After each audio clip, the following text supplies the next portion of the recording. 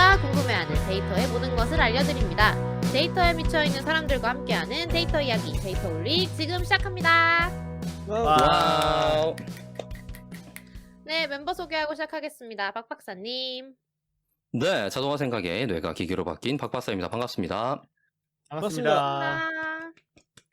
김 팀장님. 네, 데이터 분석으로 밥 먹고 사는 김 팀장입니다. 반갑습니다. 반갑습니다. 반갑습니다. 조 과장님. 데이터를 좋아하는 인사 담당자 조 과장입니다. 반갑습니다. 반갑습니다. 네, 그리고 저는 데이터 자라를 꿈꾸는 마무리 요정 앨리스입니다. 반갑습니다. 반갑습니다. 네, 입으로 요정이라고 하니까 마무리. 방송 끝나요? 마무리. 네, 그러니까 죄송합니다. 시작하자마자 마무리 요정이야. 오프닝 요정을 할 걸 그랬네요.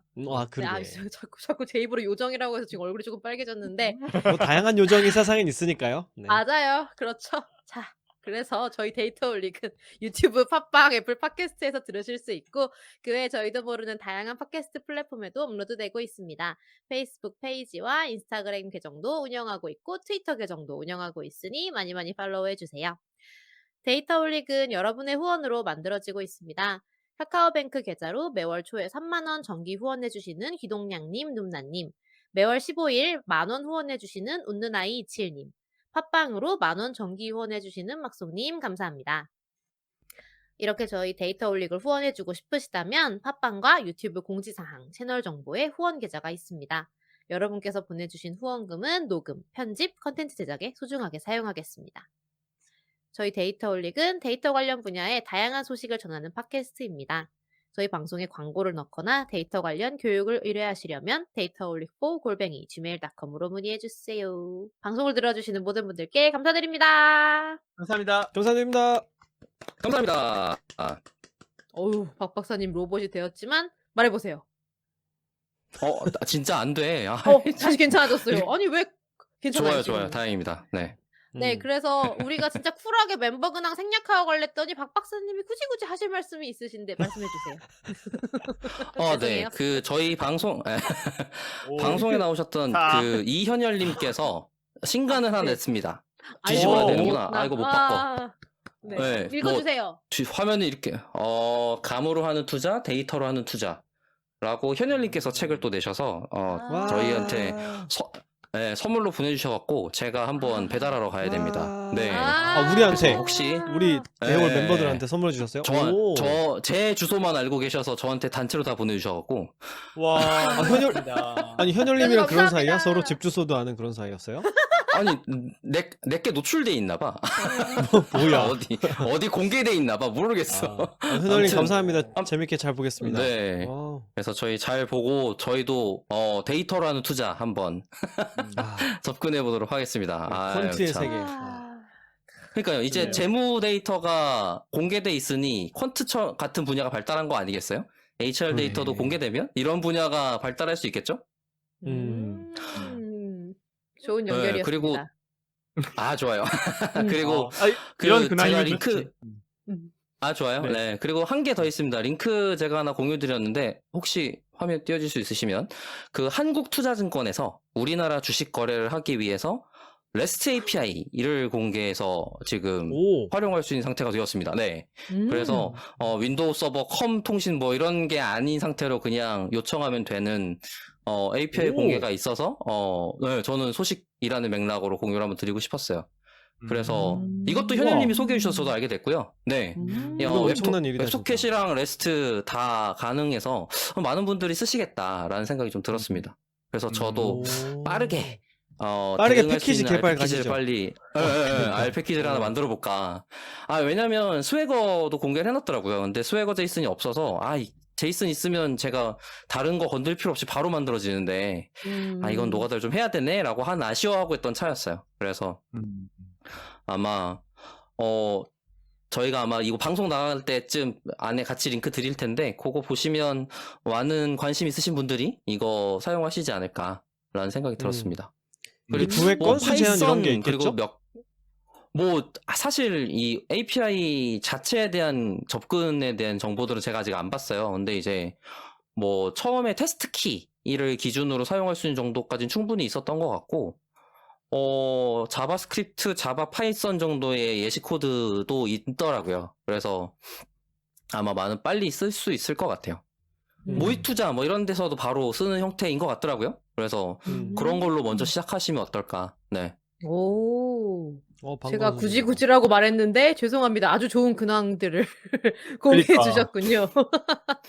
원래 오늘 감사합니다. 맨 앞에 다 쏟을 거 지금 나눠서 한 거야, 심지어. 아, 아유, 기특하다. 잘하셨어요. 기특합니다. 야, 박 박사 네. 3년 지나니까 달라지네. 그러네. 야, 이렇게 우리를 배려도 하잖아? 야, 이거 그러니까. 뭐래. 배려하는 로봇이 되었어. 야. 나는 내가 죽기 전에는 못 볼 줄 알았어, 저 꼴을. 생각보다 미래가 빨리 왔네, 그죠? 나 죽는 건가? 어. 네, 네, 쓸데없는 자, 여러분. 죄송합니다. 네, 네. 이제 우리 이제 본론으로 조금 들어가 볼 네. 건데요. 지난 에피소드에 이어서 이제 재진님을 또 모시려고 하는데 조 과장님. 네. 그 지난 네. 방송 때 저희가 ISO 30414 HR 데이터가 공개되어야 되는 시대가 온다 이런 주제로 방송을 했었는데 이제 오늘은 그 재진님이 저희가 찐 연구원 정말 찐 박사라고 말씀드렸잖아요. 이런 HR 애널리틱스 학위는 어떻게 취득하는지 그거에 대한 에피소드를 들어보도록 하겠습니다. 그러면 재진님을 방송으로 모시겠습니다. 와우. 짠. 와. 고맙습니다. 네, 안녕하세요. 반갑습니다. 네, 네. 반갑습니다. 안녕하세요. 네. 어떻게 재진님 한 15분 동안 잘 쉬었나요? 네, 덕분에 심지어 나누시는 그 쉬는 걸 제가 방해해갖고, 죄송합니다. 아니요. 나누시는 만담 잘 듣고 있었습니다. 네네. 네. 그 재진님이 저희 방송 되게 많이 들으세요. 오. 네, 옛날부터 많이 들으셨어요, 그죠?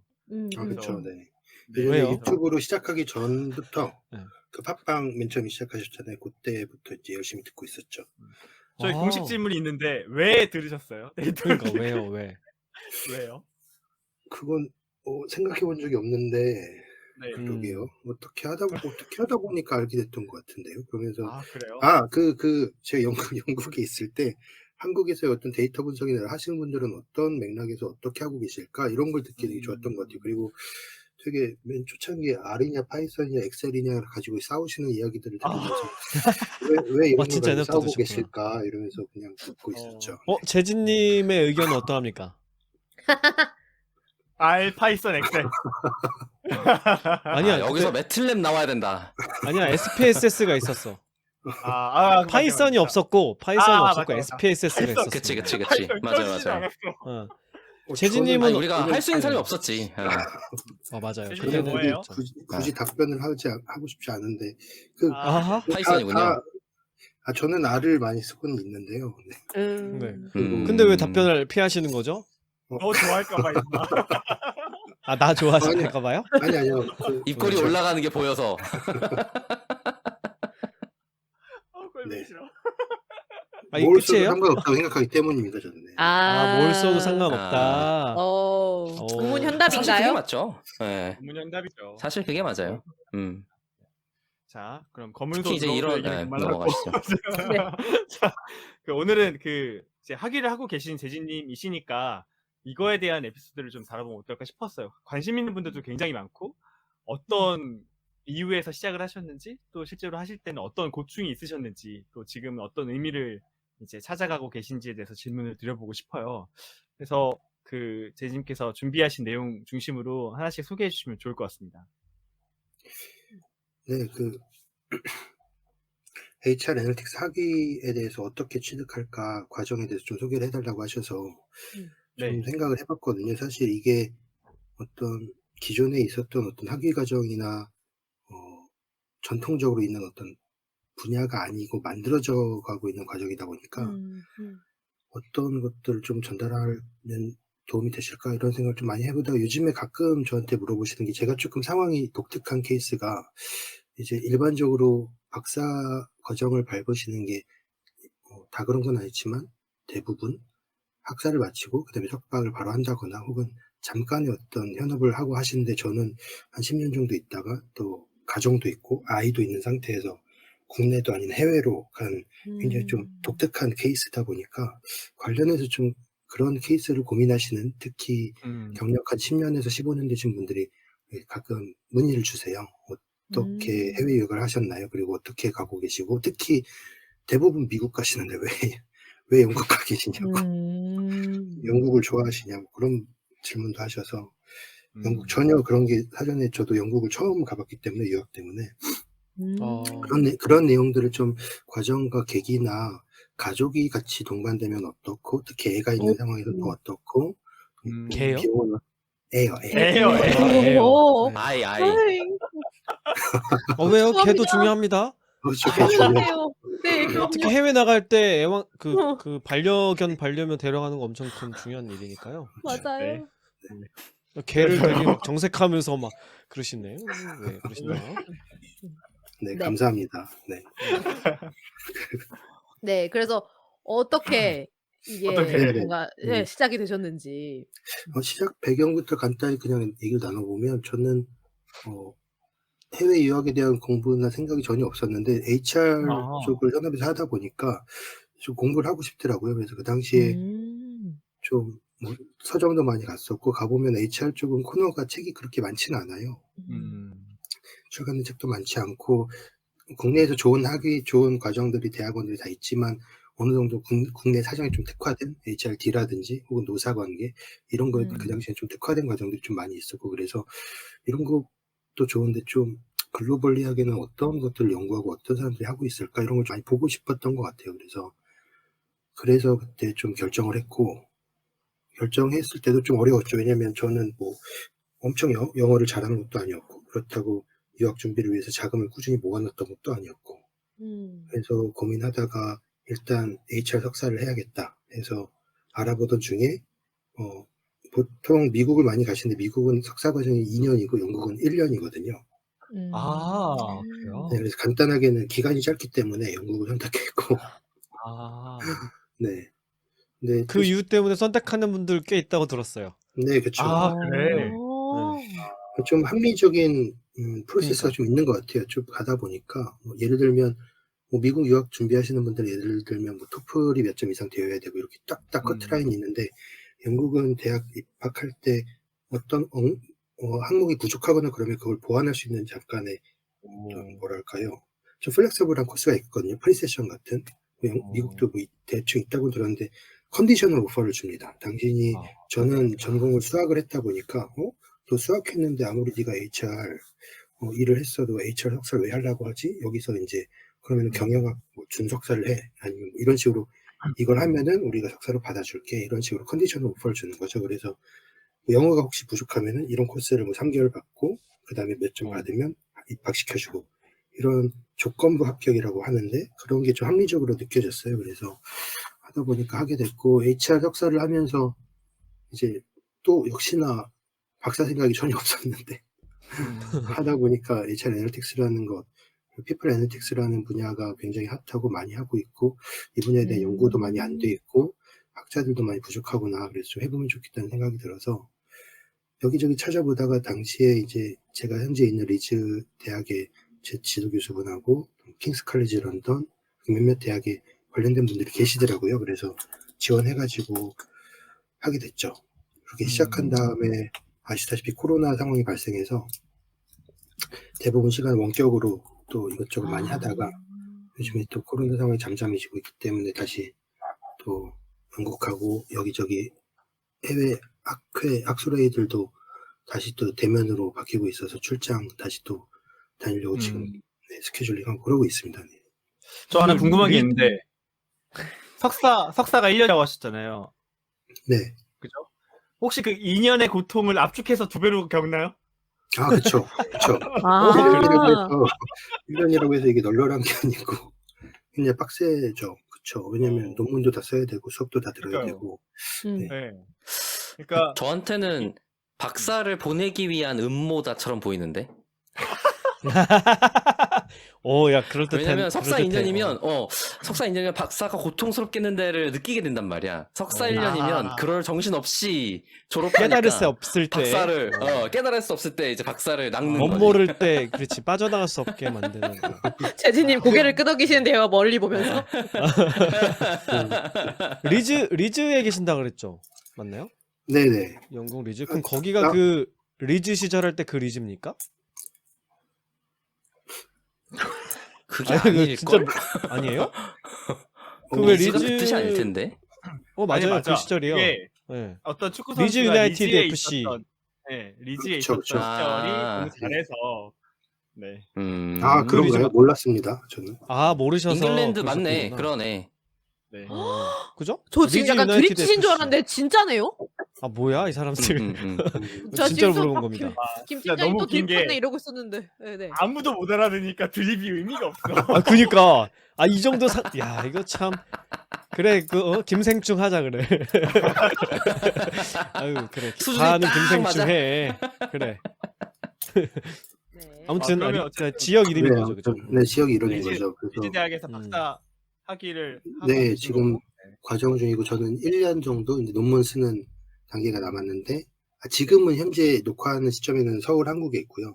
지금 그 박사과정 연구하고 있는 게 저는 기업에서 HR 애널틱스 관련된 프로젝트도 가끔 하지만 실제로 프로젝트를 좀 하다 보니까 이게 외부인 입장에서 접근하는 것도 많이 어려운 한계도 있었고 프로젝트 한 결과물이 실제 HR 어떤 스킴이나 제도나 어떻게 반영되고 그거에 대해서 팔로우 프로젝트를 하고 이런 과정에서 어떤 다이나믹들이 일어날까 이거에 좀 관심이 많았어요. 그래서 HR 애널틱스 하면 당연히 계량이고 양적 연구를 하고 있을 거라고 많이 생각하시는데 저는 지금 메인으로는 질적 연구를 하고 있고요. 그래서 이 실제로 HR 애널틱스 팀이 만들어지는 과정에서 어떤 소통들이 일어나고 사회적으로 뭐 정치적으로 혹은 폴리티컬하게 또 뭐가 있을까요? 그런 여러 가지 다방면에서 어떤 다이나믹이 발생하는지를 좀 보는 그런 연구를 하고 있습니다. 아 그럼 HRA라고 하면은 양적 방법론을 쓰는 게 아닌가요? 그게 중심이 아닌 건가요? 아니 지금 그거랑은 별개인 것 같아요. 재진님만 네. 재진님의 아, 연구 분야를 그래요? 소개해 주신 것 같은데. 네네네. 그렇죠. 아. HR 애널틱스는 보통 양적으로 많이 하죠. 분석을 하고 아. 데이터를 기반으로 인사이트를 보고 이건 맞는데 그 HR 애널리티스라는 오브젝트 자체를 저는 질적으로 연구하고 있는 거죠. 네. 그러니까 예를 들면 HR 애널틱스 하면 처음에는 이게 당연히 직원 데이터를 수집해서 분석해가지고 인사이트를 도출하고 이걸 의사결정에 반영하거나 어떤 뭔가 HR 솔루션을 만들거나 이런 과정이라고 이제 단편적으로 맞죠? 심플하게는 그게 맞는데 과연 이런 현상들은 왜 일어나고 사회적으로는 어떤 의미가 있으며 이런 것들이 기업들은 왜 어려워하고 그런 다이나믹들은 어떻게 인터랙션이 되고 이런 현상들에 대한 이해를 하는 단계인 거죠. 네. HR 분들이 다이나믹스라는 표현도 되게 많이 하시는 것 같아요. 네. 그런가요? 그게 이제 심리학에서 나온 표현인데 집단 역학이라고 하거든요. 사람 사이의 관계에서 일어나는 일을 다이나믹스라고 해요. 네, 그럼 특히 인간과 그래서 관련된 그렇구나. 일이니까 이 상호작용이 되게 중요하잖아요. 그게 되게 연구의 중심에 있는 주제인 거죠. 아니, 단어를 많이 쓰시는데, 그러니까 느낌적인 느낌으로 뭐다까지는 알겠는데 많이 쓰셔갖고, 되게 많이 쓰는구나 정도까지만 있었어요. 사회심리학에서 나온 용어일 겁니다.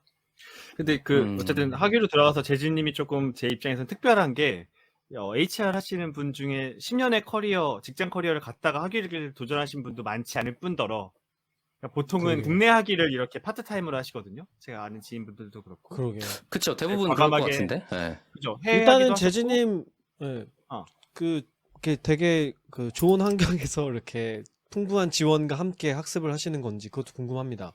왜냐면 제가 영국이 학비가 엄청 비싸다고 들었거든요. 아 그래요? 저 예전에 저도 영국에서 공부하면 좋겠다 이런 생각이 들어가지고 왜냐면 이제 그 캠브리지 이런 데 놀러 갔다가 와 장난 아닌 거야 학교가. 옥스포드 이런 데 해리포터 막 이런 데서 엄청 오래됐어? 아니 거기 도서관에 앉아있으면 막 책들이 머리로 막 들어올 것 같아. 그럼 이상한 세로 들어요. 호거와트 얘기한 거 아니야? 호거와트? 그래요. 그러니까. 그 실제 도서관이 그 배경이 거기거든요. 그래서 이런 데서 맞아요. 공부하면 되게 행복하겠다고 가면 도시 전체가 학교거든요. 그래서 학비를 이렇게 검색을 해봤는데 말도 안 돼. 그래서 이거는 돈 있는 사람들이 가는 곳이구나 이런 생각을 저는 갖고 있었거든요. 그래서 재진님은 팀장 질문이 그 재진님의 자산 규모에 대해서 묻는 질문인 거예요? 그렇게 천박하게 물어보면 어떡해. 노골적으로는 돈 많구나. 내가 돌려서 이거잖아, 물어봤잖아. 풍족한 환경에서 공부하셨냐고 물어봤는데 그걸 자산 규모로 바꾸면 어떡해. 아니요, 개인적인 질문일 수 있지만 저는 그냥 누가 물어보시면 솔직하게 말씀을 드리는데 아까 서두에 말씀드렸다시피 초반에 유학 생각이 전혀 없었고 준비를 하지 않았었기 때문에 비용을 크게 마련하지 않았었고 말씀하신 대로 학비가 지금은 뭐 1년에 한 3,500에서 4천만 원 정도 하는데 그 당시만 해도 한 2,800만 원에서 3천만 원 이랬거든요. 그래. 이게 사실 1년 학비만 해도 일반 뭐 직장인의 연봉이네요. 1년 연봉 연봉이야. 예, 그러니까요. 그렇게 볼 수 있기 때문에 학비만 그런 거잖아요. 생활비 빼고. 그쵸. 근데 와. 이제 저는 와이프에다가 아이까지 딸려 있었기 때문에 더 그게 들었죠. 그래서 실제로 1년 동안 얼마 정도 들었지 해보니까 한 1억 정도 소비가 그래. 되더라고요. 1억 생각하고 가야 된다 하더라고요. 아, 근데 1년에 뭐 1억 정도는 생각해야 되겠네요. 근데 그거는 진짜 다 다른 것 같아요. 소비 수준을 어떻게 하느냐, 뭐 어떻게 좀 이렇게 하느냐. 저희는 엄청 팍팍하지도 않고 그렇다고 엄청 널널하지도 않고 그냥 일반적으로 쓰는 정도로 이렇게 지냈던 것 같은데 실제로 유학을 가려고 그 당시에 저는 많은 걸 좀 정리를 했거든요. 어떻게 보면 가족들한테 좀 미안한 얘기인데 정리했다는 거는 네, 전세 자금으로 좀 보증금을 좀 활용했고 타고 다니던 차도 좀 팔아가지고 그걸 가지고 항공기를 마련했고 완전히 없는 상황은 아니었지만 조금 와. 네, 재정 마련을 위해서 좀 많이 혹독했죠. 근데 진짜 한 큰 맘 가지 먹고 가신 거군요. 뭐 그쵸. 근데 한 가지 배경을 말씀드리면 이게 미국으로 많이 가시는 이유가 저는 한국 문화권에서 미국이 익숙하기도 하지만 또 장학금이 많이 있거든요. 거기는 많이 좀 지원을 그렇다고 해주고. 들었어요. 네. 뭐 돈을 벌면서 박사하는 거다 이런 얘기도 많이 뭐 들었고. 그런 것도 있고요. 영국도 그런 제도는 있긴 하지만 이게 쉽게 보면 미국은 사람에 대한 순위가 존재하는 것 같아요. 미국 시민권자, 2순위는 미국 시민권자가 아닌 사람들, 예를 들면. 근데 영국은 사람의 순위가 4가지로 존재하거든요. 첫 번째는 영국 시민권자, 영국민, 두 번째는 EU, 유럽연합, 세 번째는 커먼웰스라고 부르는 영연방. 영연방이라 하면은 캐나다, 인도, 뭐 호주 이런 국가들이죠. 네 번째가 나머지 인터내셔널입니다. 그러니까 저 같은 인터내셔널이죠. 한국 4등급이네요. 네, 4등급이죠. 그러니까 뭔가의 제도가 생겨도 4등급까지 올 가능성이 되게 현저히 낮죠. 뭔가 예를 들어서 저희 학교에서 저희 과에서 작년에 그 아까 조관님 잠깐 말씀하신 PhD를 HR 애널리틱스로 분석하고 뭐 머신러닝 뭐 알고리즘 개발하고 이런 관련된 주제로 명확하게 PhD 롤이 나왔는데 이건 3년 동안 학비랑 생활비랑 다 지원해주는 포지션이었거든요. 근데 그걸 지원하려면 아까 그 1번 아니면 2번에 해당하는 사람이어야 되는 거예요. 아니 그게 요건에 명시되어 있어요? 네네네. 자국민 보호를 그래요? 위해서 혹은 EU 보호를 우와. 위해서. 왜냐면은 되게 차별적으로 걔네- 느껴지는데 그렇지 않은가 보네요. 차별적이라고 할 자국민 수도 있는데 우선주의는 보통 많이 있지 않나요? 그쵸. 그런 차원에서 이렇게 하는 거죠. 음. 그리고 또 배경 중에 하나가 우리나라도 뭐 장학금 준다고 생각해봐요. 하긴 세금 어. 쓰는 건데 그러겠네요. 세금 그럼. 내는 무슨 분들한테 소리야. 먼저 혜택이 가는 게 자연스러울 수도 있겠네요. 그죠? 그럼요. 또 이게 대학원 과정은 어떤 측면에서 이게 돈 장사 비즈니스력도 크기 때문에 그렇죠. 석박 그럼요. 학생들은 보면 이제 영국인 출신들은 많진 않고 중국인들이 대다수죠. 그리고 비용도 많고 그러니까 이 대학들 입장에서는 돈을 벌어들이려면 인터내셔널들한테 벌어들이는 거고 그렇기 때문에 그런 어려움들이 좀 있죠. 아무래도.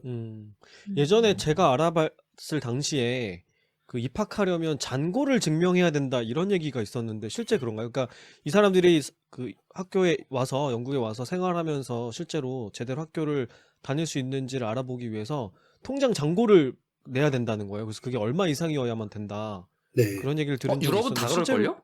다 그래요? 그 영국만 기준으로 말씀드리면 비자를 발급받기 위할 때 그런 절차가 있는데요.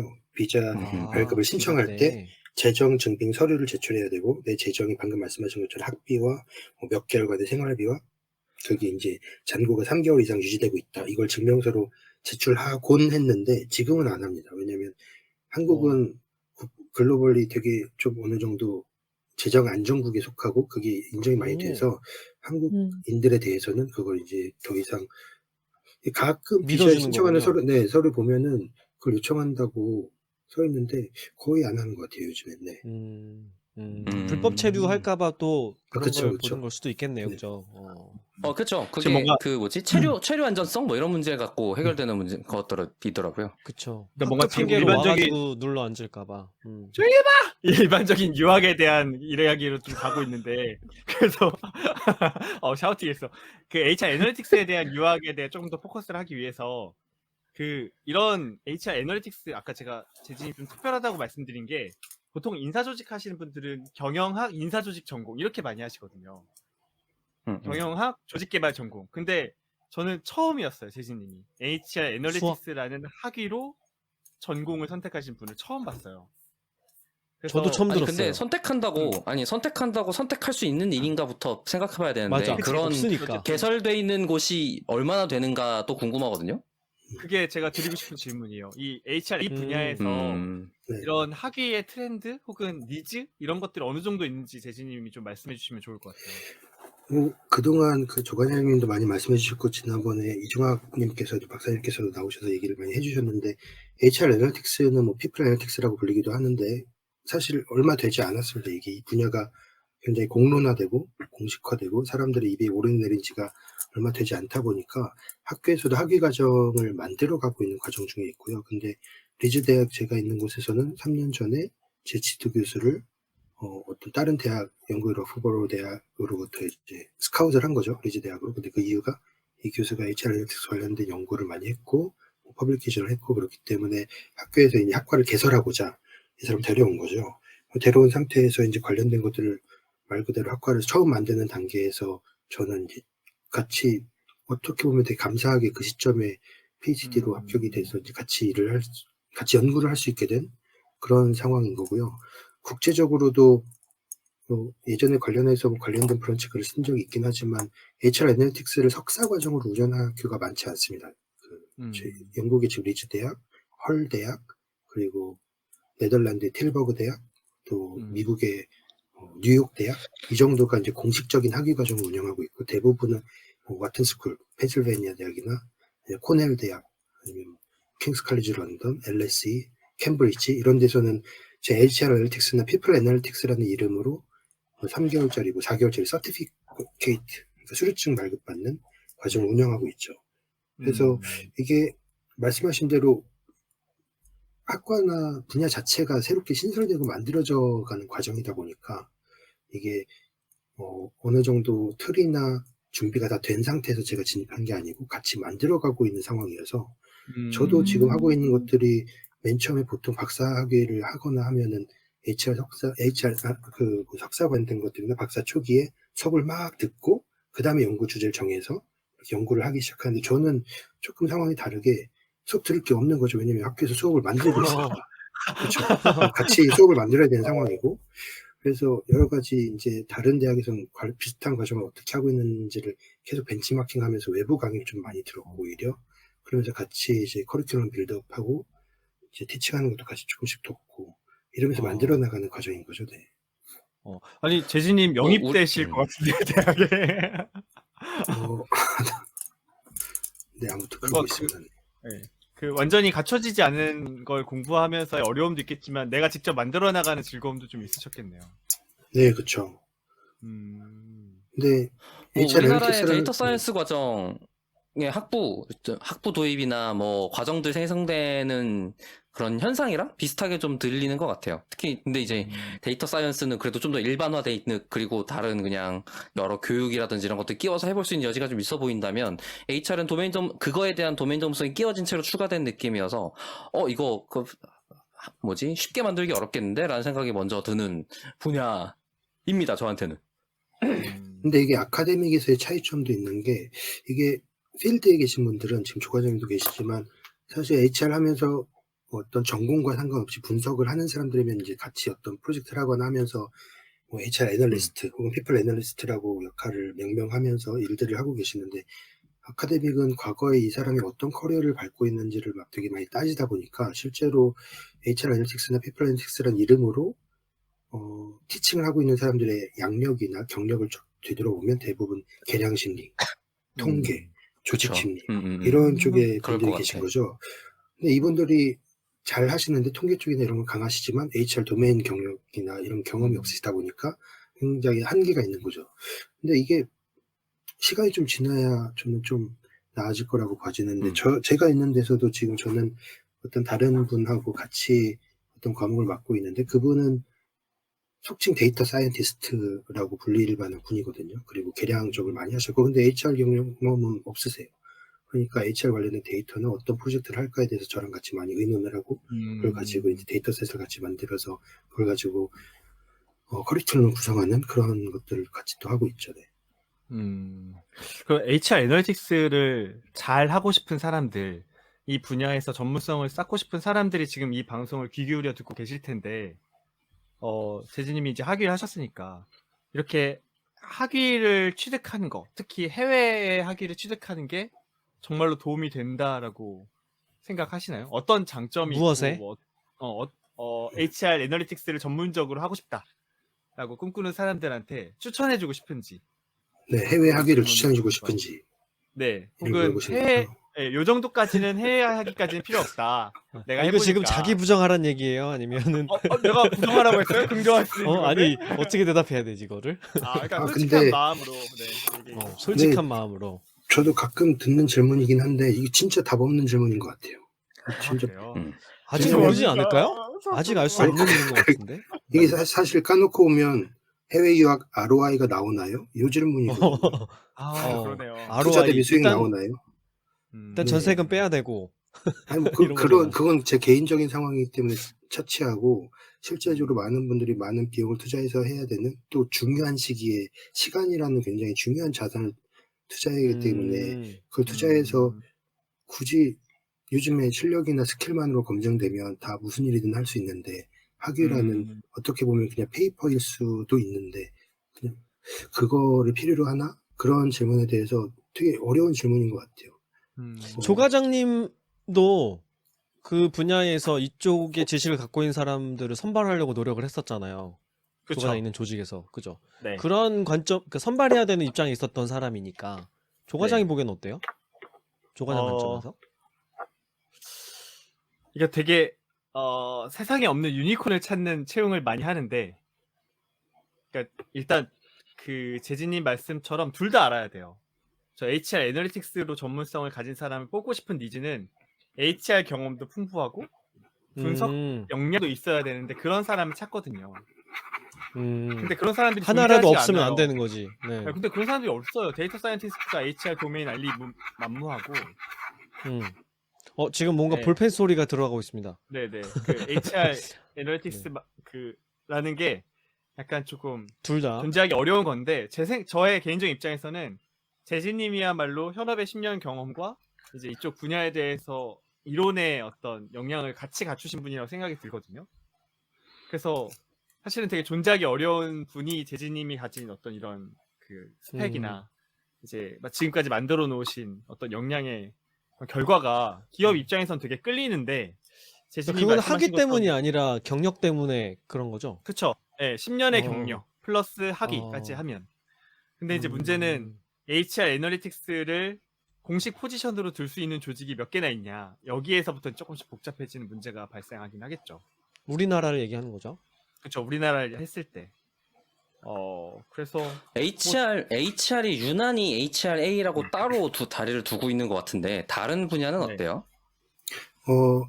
제가 다른 답변을 좀 드려보면 사실 비즈니스 애널리틱스라는 전체 총괄하는 어떤 느낌의 비즈니스를 분석하면 다 비즈니스 애널리틱스죠. 근데 마케팅도 마케팅 애널리틱스, 세일즈도 세일즈, 파이낸스도 파이낸스 이런 것처럼 그냥 그 분야에서 분석을 한다고 명명화한 것 같아요. 그 영역은 뭐 사실 어디까지 커버해도 상관없는 거고 피플 애널리틱스라고 해서 조직의 성과나 세일즈랑 같이 연결해가지고 볼 수도 있는 거고 왜냐하면 사람 관련된 분석을 하는데 사람 채용 데이터만 볼 수 없거든요. 이게 정말 우리 성과의 어떤 시계화라고 연관이 되나? 혹은 어떤 우리 매출의 어떤 이 유동성이나 변화하고도 어떤 트렌드가 연관이 되지 이런 걸 같이 봐야 되다 보니까 근데 아까 조 과장이 말씀하신 부분이 굉장히 오래된 얘기긴 한데 저는 좀 그런 것 같아요. 이게 진짜 HR과 애널리틱스 데이터 분석을 상당한 수준으로 둘 다 잘한다? 이건 정말 존재하기 어려운 것 같아요. 해외에서도 유니콘 그렇고. 같은 거죠. 네, 그렇죠. 그래서 어떻게 보면 두 가지 중에 하나를 우리는 선택해야 되는 것 같아요. 정말 HR 실무자 중에 데이터 분석 좀 그래도 곧 잘하는 사람, 혹은 데이터 분석가 중에 HR 도메인 영역 좀 아는 사람. 그래서 HR 애널리스트나 HR 애널리틱스 팀을 구축되어 있는 걸 봐도 해외 기업에서도 봐도 전혀 유학 얘기랑 또 딴 길로 가고 있긴 하지만 네네. 재밌습니다. 네, 보면은 그냥 HR 데이터 분석가 이렇게 딱 있는 게 아니라 50명에 50명 중에 한 4-5명은 컨설팅 출신.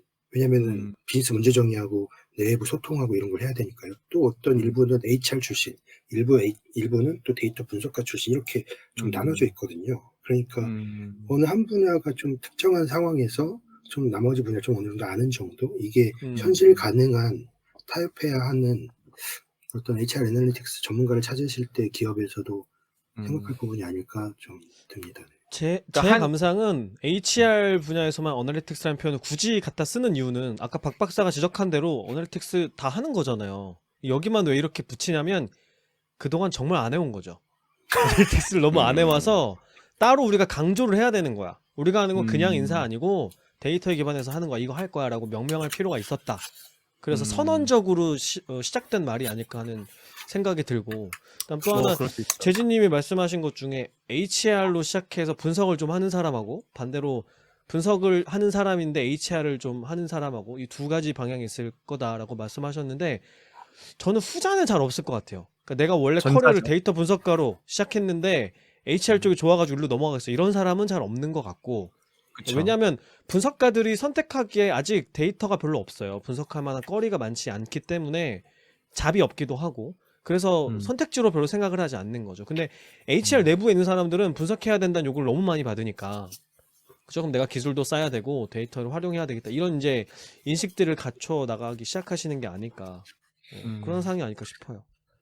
아까 질문 드리다 말았는데 그럼에도 불구하고 HR 애널리틱스의 전문 석사 혹은 박사 학위라는 게 갖고 있는 의미가 있잖아요. 혹시 그래도 이런 것들은 좀 시장에서 혹은 기업에서 학계에서 인정받더라라는 메리트를 느끼셨던 적이 있다면 뭐가 있을까요?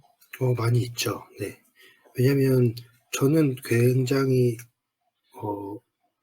학부 학위를 하고 실무에 있을 때 그 학위에 대한 어떤 뭐랄까요 신뢰도나 그걸 크게 생각하지 않는 사람이었거든요.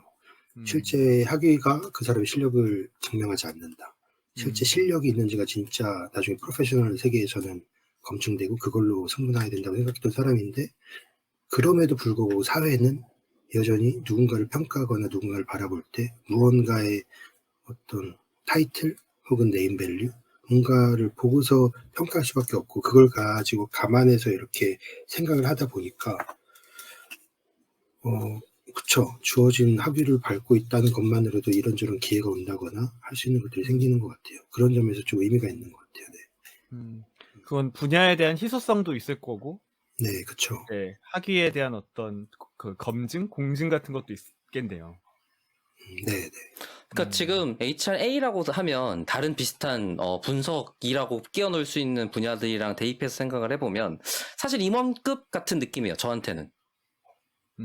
왜 그러냐면 지금 또 굉장히 비슷하게 생각해볼 수 있는 만한 게 뭐가 있을까요? 뭐 광고학이나 마케팅학 박사 약간 이런 사람일 거잖아요. 마케팅학 박사라고 단순히 생각을 해보면 마케팅을 해내는 뭐 퍼스널 브랜딩을 할 것인지 아니면 이메일 마케팅을 할 건지 이런 것들에 대한 전문 역량을 갖추고 있는 박사가 결국엔 그러면 뭐 하지? 라고 하면 광고 분석가를 할 것인가? 그건 아닌 것 같은 거지, 느낌에는. 광고 분석가는 지금 광고하는 사람들이 이미 일을 하고 있고, 그러면 그런 박사를 하는 사람은 임원급으로 올라가는 무언가를 코스처럼 저한테는 느껴지는 일인 거죠. 근데 이제 HR이 유난히 약간 경영학과 밀접하게 연결돼 있고, 경영학의 일부로서 들어가 있는 분야이다 보니까 조금 더 리더십과 가까이 있기 때문에 HRA라는 이름만 갖고도 뭔가 직원 타이틀 같은 느낌이 오는 느낌적인 느낌인 것 같아요. 제 감각에는. 그래서, 네. 네, 실무자로서가 다른 분야라고 아니고 생각을 해보면 실무자로서가 아니고 경영자로서. 왜냐면 경영자가 자기가 직접 봐야 되는 데이터 혹은 그거를 그래서 조금 더 그 전문 도메인에 대한 요구사항을 같이 생각하고 있는 거 아닌가? 라는 느낌이 저한테는 들거든요. 다른 데는 그 CTO 뭐가 있을까요? CEO, CPO 뭐 이렇게 해갖고 마케팅도 뭐 C레벨 뭐가 있는데 아무튼 이제 그런 것처럼 CMO 맞아. CMO처럼 뭔가 그런 전문성을 갖추게 두고 그쪽 실무자 사람들이 있어. 그러면은 실무자 사람들이 분석가가 있겠죠. 근데 거기 있는 사람들을 박사급을 채용한다고? 그건 잘 모르겠어요. 근데 방금 말한 CMO를 채용할 때 박사급을 채용한다? 그럼 이해가 돼요. 그런데 아까 말한 것처럼 HRA라고 한다 그러면 이건 박사급이어야 될 것 같은데? 라는 느낌적인 느낌이 있잖아요. 저희가 지금 말하면서 그쵸. 느껴지는 감각이 있단 말이에요. 그게 아마 이제 HR을 CEO가 직접 챙기기 때문에 뭔가 가지는 그런 심리적인 부분이지 않을까라는 좀 생각이 좀 많이 들고요. 뭐 그것 때문에 박사에 대해서 니즈나 아니면 오히려 방금 말씀하신 것처럼 분야로서 지금 타이틀 혹은 이 사람의 전문성을 좀 검증할 수 있는 지표를 실무 경험을 많이 줄 수 있는 기회가 많지 않은 분야이기도 해요. HR 의사결정을 할 기회를 제공해주면서 증명을 어떻게 해? 그런 증명 기회가 많지도 않을 텐데. 그러니까 그런 이 사람의 전문성을 갖출 수 있는 지표로서 박사라는 건 쓸모 있는 지표일 수 있죠. 기회가 많지 않으니까. 그러면 재진님이 박사 학위나 혹은 석사 학위 하시면서 야 그래도 이거는 학위에 들어와서만 배울 수 있는 거구나라고 느낀 게 있다면 어떤 게 있을까요? 실무에 계실 때랑 비교했을 때. 네, 그러니까 예를 들면 현장에 지금 있을 사실 때랑 컨텐츠가 비교했을 많기 때. 때문에 뭐든 배울 수 있는 환경이긴 하잖아요. 근데 그럼에도 불구하고 학위에 들어가면 이런 것까지 할 수 있다. 그래서 이런 부분이 가치가 있다라고 말씀해 주실 만한 게 있다면. 가장 결정적인 거는 그 HR 애널리틱스로 한정 짓지 않더라도 학위를 하게 되면 세상을 바라보는 눈이 좀 달라지는 것 같아요. 인터랙션이나 여러 가지를 바라보는 렌즈가 달라지는 것 같아요. 예를 들면 네. 1년 차에 엄청 고생한 게 그 미국하고 다르게 영국 학제는 박사가 보통 뭐 학교마다 조금씩 다르긴 한데 저희는 3년 혹은 4년으로 되어 있고 1년 차부터 바로 연구로 들어가거든요. 그래서 박사를 지원할 때 이미 리서치 프로포즈를 쓰고 1년 차 바로 연구가 시작됩니다. 그래서 1년 차부터요? 네, 지도 교수랑 그러니까 박사로 뽑았다는 건 박사네. 얘가 연구 역량이 있다고 검증을 보고 뽑은 거죠. 그렇기 때문에 바로 시작이 되면서 몇 가지 약간의 수업만 병행되는 거라 수업 코스웍이 이제 대부분의 분들이 수업 코스웍이 끝나고 나서 시험을 보고 그다음에 리서치가 시작된다고 보시는데 그렇지 않고 바로 리서치가 시작된 거죠.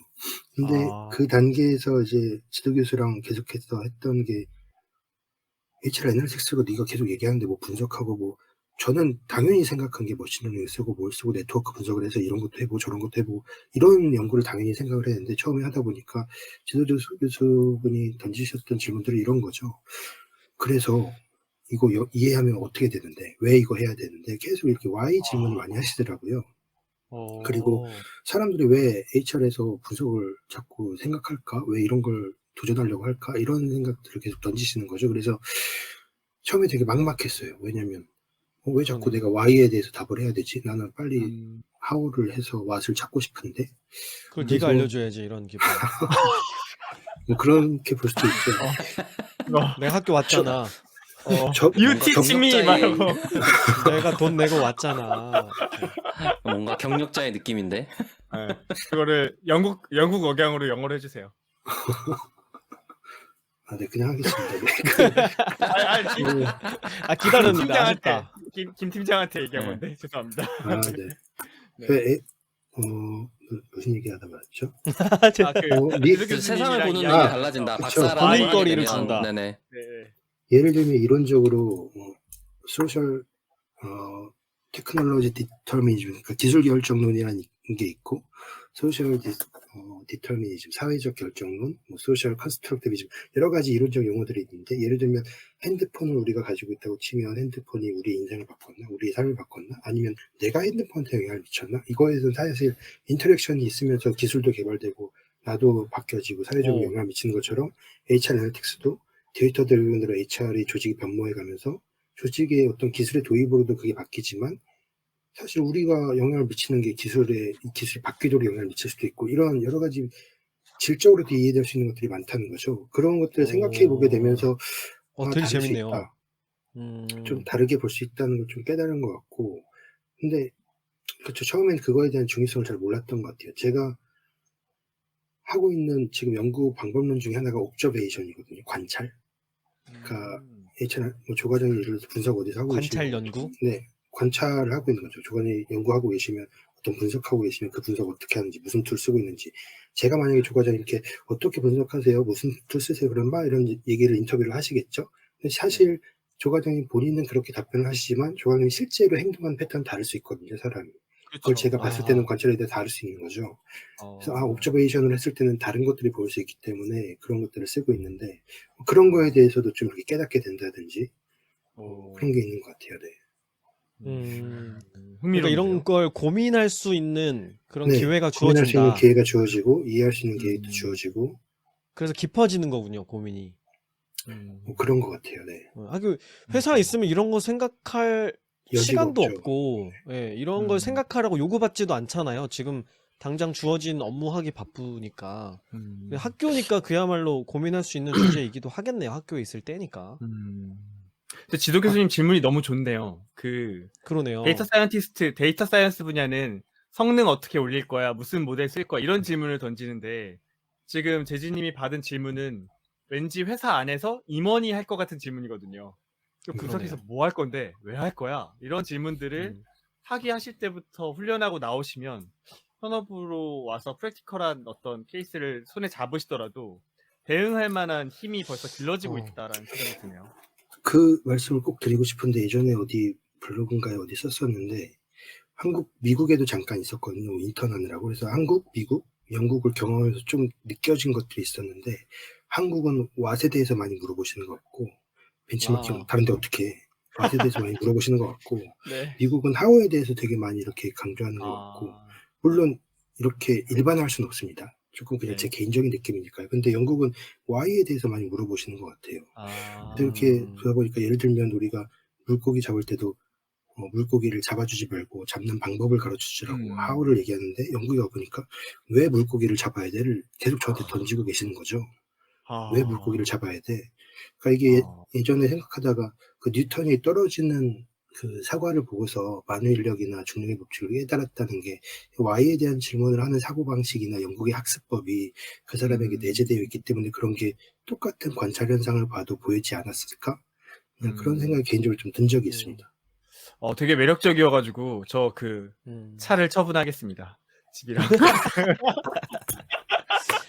아마 이게 베이스에 철학이 있기 때문에 그런 게 아닐까. 학풍에. 그것도 말 된다. 그쵸. 철학 학풍 때문에. 되게 철학이 오래전부터 되게 발달한 국가니까 뭐 그런. 근데 어떤 사람들한테는 이게 되게 매력적인 질문이고 어떤 사람들한테 엄청 스트레스 받는 질문일 수도 있을 거예요. 왜냐면 답이 없고 그것에 답을 해줄 수 있다고 해서 우리의 업무에 뭐 구체적인 영향을 끼칠 수 있는 건 아니잖아요. 그럼 이제 손에 잡히지 않는 것은 가치가 없다고 상대적으로 느끼는 사람들도 있을 테니까 그런 사람들한테 이걸 지금 내가 왜 고민하고 있어야 되나. 당장에 예측력 높은 모델 만드는데 시간을 쓰는 게 훨씬 조직의 성과 측면에서 나은 거 아닐까. 이런 생각도 들 수 있을 것 같아요. 거의 지금 이제 뭔가 재진님의 좀 그 뭐지? 경험치에서 이게 나라적 특성처럼 보였는데 사실 공부를 할 때 Y는 누구나 꼭 해야 되는 거라고 저는 개인적으로는 생각해요. 그리고 박사일 때 교수님의 Y를 배우는 단계라고 생각하거든요. 저는. 교수님이 어떤 논문을 쓰던지 그 사람이 how를 주장하든 what을 주장하든 상관은 없고, 왜냐면 제가 새로운 논문을 써야 되니까. 제가 새로운 논문을 쓸 때 얻어내야 되는 거 교수님의 Y라고 생각하고 있었어요. 그래서 그러다 보니 좀 더 근원적인 부분들에 대한 고민을 하지 않으면 자기 동기부여나 아니면은 사실 논문에서도 그 Y에 대해서 굉장히 많이 쓰려고 노력하지 않나요? 기본적으로 처음에 Y를 써줘야 되잖아요. 근데 머신러닝 공학 프로젝트들도 쪽에서는 좀 마찬가지예요. 덜 다루지 않아요? 공학에서? 아니에요. 그 연구를 그렇지 왜 해야 않아요? 되는지를 써야 돼요. 예. 이 연구가 왜 지금 이 학계와 지식 생산에 기여가 됐는지를 왜 생산이 된 건지에 대해서 쓸 수 있어야 돼요.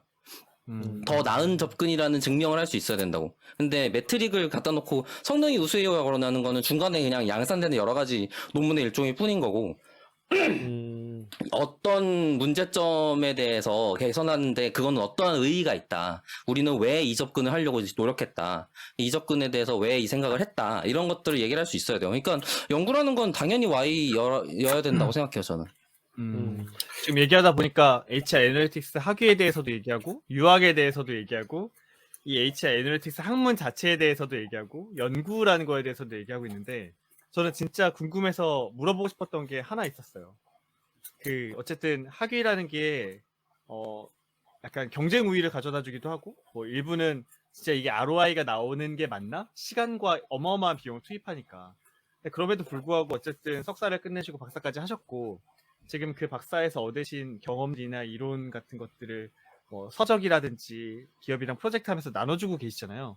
그럼 이제 거꾸로 이전에 석박사 했던 기억들도 많이 떠오르실 텐데 이렇게 재진님이 가졌던 커리어를 따라가고 싶은 사람들이 궁금한 것 중에 하나가 아까 처음 질문 드렸던 정말 그걸 하면 도움이 되나요가 있을 거고, 두 번째는 정말 가장 좋았던 거, 그리고 정말 세상 힘들어가지고 이걸 내가 왜 했지 싶었던 거, 그런 거 하나씩 말씀해 주실 수 있나요? 아 왜 재진이 아, 물릴라 그래 왜? 아이 기다려봐, 이런 거 제일 궁금하단 말이야 진짜. 아 나 정말 이거 하길 잘했어. 재밌단 말이 하려는데 지금 방금. 괴롭히고 있어 지금. 아니 그게 아니라 그러시는 분들은 그게 제일 궁금하단 봐봐 한숨 말이야. 쉬잖아 재진이. 한숨 아니야. 쉬잖아. 저 되게 명확한 답변을 드릴 수 있는 사례가 하나 오. 있습니다. 오. 가장 그- 기뻤던 거 먼저. 네.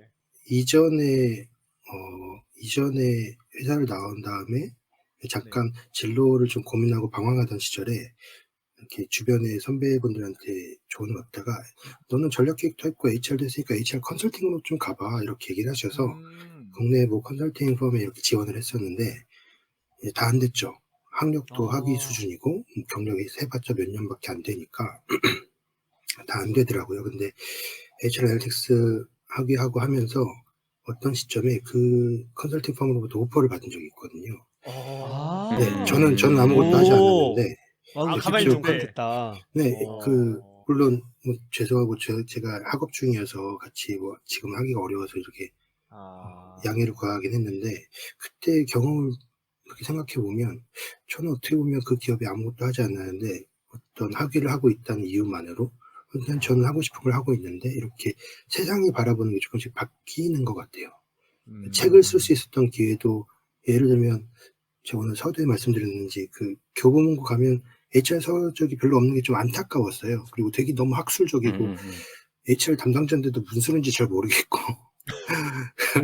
그래서 왜 책이 별로 없을까 했는데 해외 나가보니까 원서로 된 좋은 책들이 너무 많은 거죠. 그래서 이런 책들이 좀 번역됐으면 좋겠다 하는 생각이 있었고 출판사들에게 이런 책들 좀 번역했으면 좋겠습니다 이렇게 얘기하다 보니까 그러면은 학위하고 계시니까 책을 좀 써주세요. 그래서 책을 쓰게 됐거든요. 관련된 거 공부한 걸 좀 모으고 해가지고 그런 계기들이나 어떤 예상치 못했던 뭐랄까요 더 좋은 경험들이 그냥 선택한 것에 의해서 온 것 같고 조 과장이 계속 이렇게 질문해 주시는 것들이 어쨌든 HR 애널리틱스 학위를 고민하신 분들 입장에서 어떻게 하면 좋을까를 고민하실 것 같은데 저는 이거에 대해서 한 가지 추가적으로 말씀 같이 나누고 싶은 건 사람이 의사결정할 때 두 가지가 있는 것 같아요. 하나는 데이터 드리븐으로 의사결정하거나 데이터 기반의 의사결정이죠. 내 상황과 조건과 다 따진 다음에 의사결정하거나 두 번째는 그냥 대원칙 한두 개만 생각해서 의사결정하고 나머지 그냥 문제 발생하면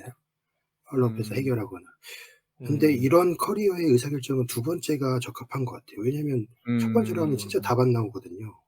그쵸. 네, 뭐 자녀, 뭐 가정, 비용, 내 커리어, 시간 그렇기 때문에 진짜 본인이 니즈가 있고 생각이 있으면 두 번째를 물론 그분들의 인생을 제가 책임질 건 아니기 때문에 강하게 말씀드릴 수는 없지만 어떤 사람의 의사결정에 있어서는 두 번째가 맞지 않을까?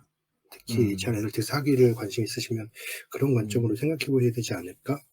이런 생각이 좀 듭니다. 네. M1 맥북 사고 싶다. 사야겠다. 뭐야? 아무런 데이터 없어. 그럼 두 번째 거라고 하셔가지고. 근데 그러면 진짜 힘든 거 이것만큼 각오하고 하기에 도전해야 된다. 진짜 섣불리 이제 두 번째로 의사결정을 내리더라도 정말 힘든 순간들이 있잖아요. 어떤 게 가장 불안하고 어떤 게 제일 힘드셨는지. 너무 많아가지고 다 얘기를 할 수가 없을 것 같은데요. 제일 먼저 떠오르는 거. 지금 떠오르신 거. 그거요, 그거. 그거. 지금 눈에 보이는 그거. 그렇죠. 미래에 대한 불확실성이죠. 왜냐면 모든 기회는 사실 뒤집어서 보면 불확실성이니까요. 네, 어떤 태도나 그렇지. 관점을 보장된 게 보느냐에 따라 없으니까. 다르긴 하지만, 네, 그런 거죠. 그러니까 이게 참 양면이네요. 그 현업을 하고 있는 분들은 재진님을 봤을 때 나도 저렇게 용기 있게 갔다 와서 전문성을 인정받고 말씀대로 컨설팅 기업에서 오퍼도 받고 가만히 있는데도 그렇게 되고 싶다라고 하는 반면에 재진 입장에서는 이게 이 다음의 커리어에 대해서 고민하고 불안한 마음을 느끼는 약간 이게 좀 양면성이 있는 것 같다는 느낌이 드네요. 뭐 그 선택하는 그 논리의 데이터 드리븐도 있고 뭐 개인의 감정 드리븐도 있지만 저는 또 중요하게 생각하는 게 네. 마누라 드리븐 아니겠습니까? 가족분들이 얼마나 그걸 지원해 주느냐 이것도 되게 중요할 네. 것 같은데 저는 김 가시기로 했을 때 팀장의 가장 중요한 건 고양이님이 선택하시는지일 거라고 생각했었어요. 양 드리븐. 양 드리븐. 네네. 네, 그렇죠, 양 맞아요. 드리븐. 최상위 네, 포식자가 점프했을 거기 때- 계시는 거고요. 네. 그 아래에 이제 그러니까. 아내님 계시고. 예. 그래서 그래서 제가 드리는 질문은 뭐냐면 이제 가족분들의 설득 뭐 이런 것도 되게 중요했을 것 같아요. 왜 생활 환경을 완전 바꿔버리는 거니까. 그죠? 그런 그쵸. 것들은 어떻게 뭐 설득 과정이 있었는지 아니면 어떤 뭐 계기가 있었는지 그런 것도 궁금하거든요. 표정이 뭐, 저 어떻게 소주 하나씩 갖고 올까요? 그러니까 지금 표정이 넘어가야 될것 술 같은데. 땡기는 표정이었어. 아니, 전혀 아닙니다. 네. 그쵸, 어려웠죠. 지금도 어렵고요. 지금도 왔다 갔다. 제가 이제, 아내는 한국에서 예를 들어서 지금 일을 하고 있고, 저는 이제 영국에 왔다 갔다 하고 있으니까, 그런 가정에서 떨어지는 이슈도 어렵고. 근데 어쨌든, 거시적으로 봤을 때 이제 동의가 돼서 같이 좀 해보자, 이래서 했기 때문에, 그냥 하고 있는 거죠. 네. 근데 저는 그 차라리 전세금 뺄 네. 때는 아내분이 허락이 있어야 됐었어요. 그쵸. 그게 진짜. 야, 왜? 현실적인 문제잖아요, 이게. 그만하라고 너무 중요한 너. 문제인데. 사람들이 이게 본질이야, 이 사람아. 네. 진짜 현실이면서 본질인 것 같아요. 그냥 닦아놓고 10년 뒤에 나 뭐 할까? 20년 뒤에 우리 어떻게 살고 있을까에 대해서 답을 찾으려고 했던 것 같아요. 왜냐하면 대한민국 직장인이면 누구나 다 공감하겠지만 본인의 10년 뒤, 15년 뒤, 20년 뒤에 뻔히 보이잖아요. 그쵸. 내가 은퇴하겠구나, 어떻게 하겠구나, 나는 그런 프리랜서로 살아야 되나, 뭘 해야 되나, 이런 게 보이기 때문에 그러면 난 이렇게 가고 있으면 어떻게 될 텐데. 이게 처음에 직장 시작할 때는 누구나 다 뭔가 CEO라든지 어떤 레벨을 보지만 직장 5년, 10년, 15년 하다 보면 본인의 미래가 보이기 때문에 그런 거에 있어서 장기 투자를 해야겠다고 결정을 한 거죠, 그냥. 되게 멀리까지 보고 결정하신 거군요. 뭐 그런 셈이죠. 네. 이제 저희 그 방송 마칠 시간이 거의 다 돼야 가는데 저는 소감 말고 그 방송 진행 중에 꼭 한번 말씀드리고 싶은 얘기가 있었어요. 이 분야를 뭐 그래도 나름 한 4, 5년 이상 따라오고 있는 입장으로서 재진님한테 진짜 고마워요. 이게 뭐냐면 저 같은 의사결정은 되게 보수적이고 소극적인 의사결정이거든요. 직장을 다니면서 공부하고 근데 대부분 그렇게 할 수밖에 없어요. 용기가 없어. 근데 제가 봤을 때는 지금 이 분야에서 활동하고 연구하신 분 중에 가장 그 뭐랄까 약간 파이오니어 느낌으로 가장 용기 있게 도전하셔서 개척을 하고 계신 분이 전 재진님이라고 생각을 해요, 개인적으로. 그래서 저 재진님 뵐 때마다 좀 되게 감사한 마음이 있어요, 이 분야에 활동하는 사람으로서. 그래서 아마 저같이 여러 군데에 발을 걸치면서 뭐 어떻게든 둘 다 놓지 않으려고 생활하는 사람들, 또 연구를 하고 싶지만 여건이 안 되는 사람들이 재진님이 이제 막 밟아나가면서 연구하고 또 최근에도 연구자들과 실무자들을 엮어서 뭔가를 같이 해보려고 하는 그런 노력들을 하고 계신데 그런 걸 해주시는 분이 있다는 것만으로도 굉장히 감사하고 또 이 분야의 개척자로서 나중에 한 5년, 10년 지난 뒤에도 그 발자취가 남아있을 것 같다는 생각이 들어가지고 방송 들으시는 분들도 저런 분이 이 분야에 계시구나라는 걸 꼭 알아주셨으면 좋겠다는 생각이 듭니다. 이거는 소감 말고 방송 중에 꼭 말씀드리고 싶어가지고. 부끄럽습니다. 네. 우와. 진짜 진심으로 항상 그런 생각을 갖고 있다는 걸 알아주시면 좋을 것 같고 저희가 이제 그 HR 애널리틱스 석박사 학위 아니면 공부학위라는 주제로 다뤄봤는데 혹시 패널분들 중에 질문 못 하신 거 있으시면 한두 개 정도만 더 하고 방송을 소감과 함께 마무리하면 좋을 것 같습니다. 그거 궁금했습니다. 요즘에 HR 분야에서 좀 네. 핫한 연구 주제? 요즘에 관심을 많이 받는 주제가 있는지 그런 게 궁금합니다. 아니면 뭐 재진님이 개인으로서 그 궁금해하시는 주제도 있을 거고요. 아까 옵저베이션 이야기 하시긴 했는데.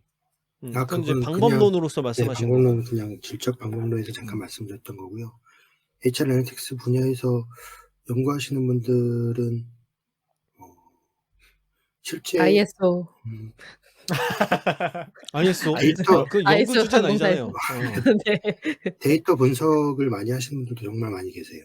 그러니까 기업의 내부 데이터를 가지고 어떤 뭐 모델링을 돌려본다든지 아니면 어떤 통계학적으로 유의미한 결과들을 산출한다든지 이런 연구들도 실제로 많이 있고 우리가 예전에 어떤 사례로 말씀하신 실무적으로 조직의 이탈 예측을 하는 모델을 만들다든지 그런 것들에 대해서도 그렇고 근데 영국에서는 그 과정이나 사회학적으로 좀 관심이 많으신지 여기 보면은 연구한 학자들이 대부분 어떤 측면에서는 그런 것들이 왜 발생하고 왜 일어나고 우리가 그런 왜? 현상들을 어떻게 이해해야 될까 이런 측면에서의 연구들이 좀 많은 것 같아요. 실제로 좋은 퍼블리케이션 나오는 것들도 보면 이게 방법론으로 좋은 퍼블리케이션 하시는 분들도 물론 계시지만 이게 그런 이론적인 어떤 발전 어떻게 그걸 우리가 디벨롭하고 이해할 수 있는지에 대해서 계속 궁금증을 하시는 것 같아요. 네. 그 앞으로도 자주 모셨으면 좋겠다는 생각이 또 들면서 오늘 밤샐 순 없으니까 예, 방송은 여기서 마무리하는 걸로 하고 우리 멤버분들의 소감 듣고 그리고 재진님 소감도 듣고 마무리해 보도록 하겠습니다. 박 박사님 어떻게 들으셨습니까? 네, 뭐 HRA가 좀 다른 분석가 타이틀에 비해서 다르게 위치하고 있는 점에 대한 얘기를 해볼 수 있었던 게 저한테는 오늘 제일 큰 수확이었던 것 같고요. 그리고 또 생각을 해보니 약간 저도 되게 사실 뭐 되게 일찍 시작한 게 아닌데 조금 일찍 시작한 것 때문에 여러 가지 이익을 얻은 케이스이거든요. 예를 들면 뭐 분석가라는 게 뭐더라 뭐 머신러닝 이런 게 막 이제 키워드로 나올 때쯤 석사를 시작했던 것 같고 지금도 개발자로서 사실 데브옵스라는 키워드가 있을 때쯤 경험을 할 수 있게 됐었고 약간 이런 식이에요. 그래갖고 결국엔 희소성 문제를 가지게 되는데 그 얘기도 똑같이 나왔어서 되게 신기하게 들었던 것 같아요. 특히 저도 이제 아기가 있고 뭐 지금 또 여러 가지 의사결정에 대한 고민 그다음에 저한테도 이제 한 직장인으로서는 한 20년 남은 거거든요. 그럼 20년 동안 내가 어떤 위치에서 희소성을 발휘해서 더 경쟁 우위를 가지는 거지? 이런 고민들을 하게 될 수 있었던 현실적인 시간이었던 것 같고요. 먼저 이제 그런 고민에 행동을 해주신 분 덕분에 이제 고민을 하게 되는 거라 저도 지금의 고민이 있었는데 듣다가 아 맞아 이런 설계로 아니면 이런 프레임으로 보고 고민을 했어야지 맞아 약간 이런 생각을 좀 하게 돼서 굉장히 감사한 시간이었습니다. 좋네요. 김 팀장님. 네. 일단 저는 이제 말씀하게 하는 어떤 과정이나 이런 의사결정도 이런 거 얘기 들으면서 되게 멋있다는 생각을 일단 했고요. 그러니까. 부럽다는 생각도 들었고. 그러니까 어떤 면에서 그러냐면 그 제일 어려운 거잖아요. 미래에 대한 두려움을 어떻게 떨쳐낼 건가. 그렇죠? 이거를 어떻게 결단을 내리고 어떻게 자신감을 가질 수 있는가. 저는 여전히 그런 두려움과 싸우면서 사는 기분이고 제가 제일 중요하게 항상 심각하게 고민하는 거는 맨날 치킨 주문할 거냐 족발 주문할 거냐 뭐 이런 건데 이렇게 인생을 놓고 큰 선택을 할 수 있다는 점 저는 그건 되게 굉장한 결단력이라고 생각을 하거든요. 그런 게 참 부럽다 하는 생각이 들었고요. 또 한 가지는 HRA는 진짜 너무 궁금해요. 너무 궁금하고 저도 분석을 해보고 싶은 그런 데이터들이 많이 있지 않을까 이런 이제 호기심도 드는 곳이기도 하고 반면에 어디서 데이터를 얻기가 되게 어렵잖아요. 밖에서 그런 연구들이 있다더라는 얘기만 멀리서 들릴 뿐이지. 그래서 되게 궁금하기도 하고 나중에 재진님 이제 곧 학위 마치시고 나면 이제 필드에서 일을 하시게 될 텐데 그때 얘기도 들으면 진짜 재밌겠다. 이렇게 공부하신 거 바탕으로 또 얘기를 들으면 그냥 실무에 계실 때 바라봤던 건 진짜 많이 다를 거 아니에요. 그런 얘기도 꼭 나중에 기회가 된다면 듣고 싶다 그런 생각이 들었습니다. 그래서 꼭 공부하신 거를 잘 기록을 하셔서 책으로 남겨주시면 네, 저희 데이터 올리기에 또 나오셔가지고 홍보해 주시고 이러면 좋지 않을까 그런 생각이 들었습니다. 좋네요. 한 이제 그 몇 년간의 고생을 책 한 권으로 날름 먹겠다. 날름 먹겠다. 야 그런 식으로 얘기합니까? 이 사람이. 자, 앨리스님. 네, 저도 약간 커리어 관점에서 좀 많이 듣게 됐던 것 같아요. 저도 이제 커리어가 좀, 그러니까 어떻게 보면은 중구난방으로 흘러가고 있는 커리어인데, 그래서 제가 본인 아까 커리어가요? 제커리가요. 제커리요. 다, 네. 다양한 2명. 굉장히 다양한 너랑 커리어를 박 가져가고 박사랑. 뭐 결은 비슷할 수 있지만 뭐 그런 사람인데 그 제가 지난 에피소드에서 막 행동경제학 스터디를 막 시작했다 막 이런 얘기 한 것도 제가 하고 있던 일을 뭔가 어떻게 조금 더 잘할 수 있을까라는 생각에서 시작됐던 스터디기는 했었거든요. 그래서 뭔가 이걸로 좀 더 공부를 해볼 수 있는 걸까? 이런 생각도 사실은 안 한 거는 아니었고 그래서 그런 의미에서 뭔가 재진님의 고민하시는 과정 이런 것들을 저도 이제 같이 이렇게 들어볼 수 있었던 것 같고 그리고 또 하나 생각난 건 아까 마누라 드리븐이 너무 인상 깊게 들 기억이 나가지고 마누라 드리븐이요? 네 그래서 내 남편이 공부한다고 하면 얼마나 나는 서포트할 수 있을 것인가 갑자기 그 생각이 잠깐 아내 들었어요. 입장에서. 못하지. 현실적으로 못한다니까. 그건 그래요? 이런 저요 저는 그만두라고 할 수도 있는데 제가 아. 전문가라고 할 수 있을 것 같아요. 오. 아니 그래서 저는 그 재진님한테 그 설득의 비결이 뭐냐 이런 거 묻고 싶었는데 뭐 약점이라도 잡으셨나요? 뭐 이런 거 이런 도대체 무슨 수로 그걸 설득을 하지? 이런 생각이 들었는데 많은 과정이 나중에 있으셨겠죠. 한잔 하면서 듣게 네. 네. 네, 아무튼 그런 여러 네. 가지 것들 공부를 한다는 것 이런 것에 대해서 음. 저는 이제 학부가 끝이기 때문에 그런 생각을 좀 더 해볼 수 있었던 것 같아요. 네. 저도 소감을 말씀을 드리면 데이터 드리븐 말고 그냥 직관으로 맥북을 사야겠다. 아이고 뭐 결론이 그렇게 나 농담이고 농담 아닌 것 그냥- 같은데 뭘 그냥 그런 용기가 되게 저도 멋있고 부럽다는 생각이 들었어요. 이제 나중에 아마 ROI나 이런 거를 판단해 보셨겠지만 강하게 내가 이걸 해야 되겠다라고 끌려서 사실은 도전을 하신 거잖아요. 이 뒤에 무엇이 펼쳐질지에 대한 불안감도 당연히 있으셨겠지만 그래서 그 덕분에 덕을 보고 있는 사람들, 저 같은 사람들이 되게 많다라고 그런 관점에서 조금 더 뭐 불안함이 해소되진 않겠지만 힘을 많이 받으셨으면 좋겠다는 생각이 들었고 또 되게 소중한 시간을 내어 주셔가지고 저희의 이 중구난방인 건 저희 방송이죠. 그래서 이게 들을 때는 재밌는데 패널로 오시면 야 이거 뭐지? 막 약간 이런 이런 식으로 했던 거야 여태까지? 그러니까 오디오 겹치고 막 난리 나잖아요. 그런 걸 꿋꿋하게 견디시면서 방송하시느라 너무 고생 많으셨다. 말씀을 마지막으로 드리고 싶고 재진님께 이제 저희 방송에 나오셨던 소감을 듣고 싶습니다. 네, 말씀 다 감사합니다. 저는 오히려 되게 편하게 얘기할 수 있었던 것 같아요. 왜냐면 이게 이렇게 이어폰 마이크 끼고 있으니까 방송 듣고 있는 것 같아서 편한 목소리가 이렇게 네 분이 말씀하시니까 다 익숙한 목소리여서 그냥 편안하게 방송 듣고 있는 그러다 중간중간 혼잣말 하고 있는 그런 느낌이고 신기한 기분이네요.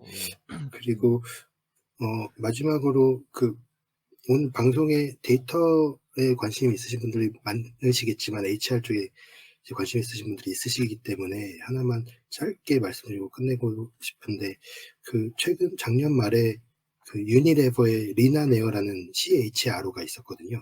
HR에서만 30년 일한 전문가인데 그 사람이 샤넬 CEO로 선임돼서 이렇게 넘어갔습니다. 영국 기업에서 프랑스 기업으로 간 거죠. 근데 그게 되게 이슈가 됐던 게 인도인 유색인종을 샤넬에서 처음 CEO로 고용하기도 한 거고 또 HR 출신을 CEO로 앉혔다는 게 되게 좀 독특했어요. HR 출신 CEO가 별로 없거든요. 근데 사실 그 배경에는 유니레버가 지난 3, 4년간 데이터 드리븐 HR로 변모를 엄청 했습니다. 많은 것들을. 거기에 이제 리에나 레옹이 핵심적인 역할을 했고 그래서 HR이 어떻게 보면 비즈니스 전체적으로도 그렇고 더 쓰임받고 의미가 있으려면 우리가 데이터를 정말 좀 가까이 생각하고 데이터 드리븐으로 생각하는 것들이 많이 이루어져야 된다고 생각을 하고요. 그런 관점에서 지금 데이터 올릭 전 많이 추천하거든요. 데이터 관련 얘기를 많이 들을 수 있어서 그래서 꼭 이 방송을 페이보릿으로 해놓고 들으셨으면 좋겠다는 생각을 마지막으로 남기면서 마치도록 하겠습니다. 감사합니다. 너무 멋있으시다. 그죠? 내가 모셔왔어. 자, 예. 자 마무리 요정. 네, 마무리 요정. 네, 그럼 저희 오늘 방송을 이제 마치면서 재진님 보내드리도록 하겠습니다. 저희 데이터 올릭은 더 재미있는 컨텐츠를 가지고 다음 방송으로 다시 인사드리겠습니다. 감사합니다. 감사합니다. 감사합니다. 안녕.